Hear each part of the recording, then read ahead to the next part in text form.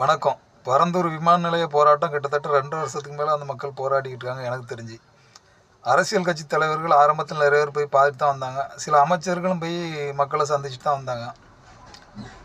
அங்கே ஜாதி மதத்தை தாண்டி அரசியல் கட்சியை தாண்டி எல்லா கட்சிக்காரங்களும் எல்லா ஜாதிகாரங்களும் தான் சேர்ந்து தான் போராடுறாங்க.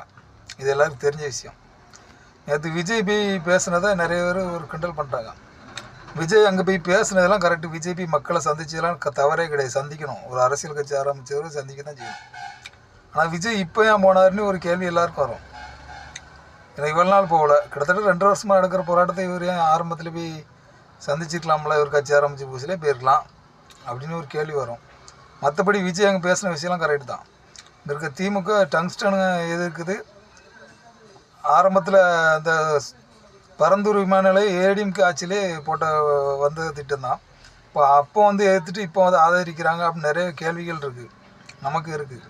அது தவறு தான். திமுக ஆட்சி அந்த திமுக அரசு அந்த மக்களை சந்தித்து கூப்பிட்டு என்ன பிரச்சனைன்னு பேசணும். ஏன்னா எந்த ஆட்சியாக இருந்தாலும் ஃபஸ்ட்டு என்ன திட்டம் வந்தாலும் மக்கள் பாதிப்பு இல்லாமல் செய்யணும். மக்களுக்கு பாதிப்பாக இருக்க திட்டம் எதுவுமே ஒரு நல்ல திட்டமாக அமையாது. என்ன தான் மக்களுக்கு தேவையாக இருந்தாலும் நன்மை இருந்தாலும் மக்களை அப்புறப்படுத்திட்டு சொந்த மாநிலத்தில் ஒரு அகதிகளாக வாழ்கிற அளவுக்கு ஒரு அரசு சர்வாதிகாரம் பண்ணுதுன்னா, இடம்பெயர்க்க முயற்சி பண்ணுதுன்னா, அப்போ விவசாய நிலங்கள்னு வேறு சொல்கிறாங்க. 1000 ஏக்கர் சொல்லப்படுது. இப்போ அதையும் அழிச்சிட்டு விமான நிலம் கொண்டு வரணுமா அப்படி நிறைய கேள்விகள் எல்லாருக்கும் வரத்தான் செய்யும்.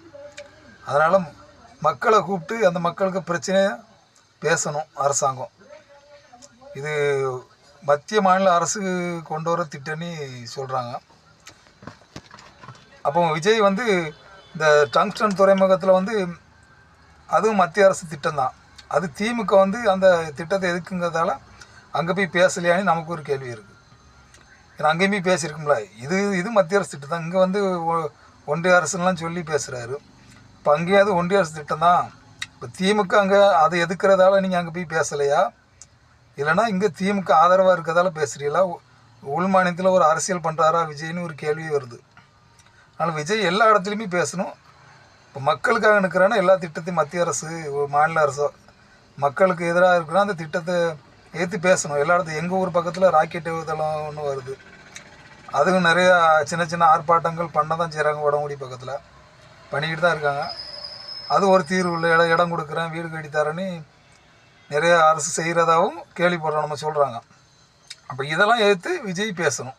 ஆரம்பத்துன்னு சொல்கிறதான் விஜய் குறிப்பிட்ட விஷயத்துக்கு மட்டும் போய் நிற்கக்கூடாது, எல்லாத்தையும் பேசணும்.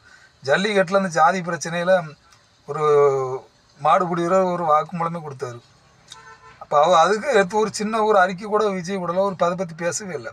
இதுக்கெல்லாம் பேசணும். அதாவது மக்கள் தலைவன் மக்களுக்காக நிற்கிறான்னு எல்லாம் பேசுங்கன்னு தான் நம்ம சொல்கிறோம். மற்றபடி நீங்கள் பரந்தூரில் நேரத்துக்கு பேசின விஷயம் வரவேற்க வேண்டிய விஷயந்தான், உங்களெலாம் குறைச்சிடலாம். ஆனால் எல்லா இடத்துலையும் அதே மாதிரி போய் பேசுங்க மக்களுக்காக. இல்லைன்னா மக்கள்கிட்ட உங்கள் அரசியல் பலிக்காது.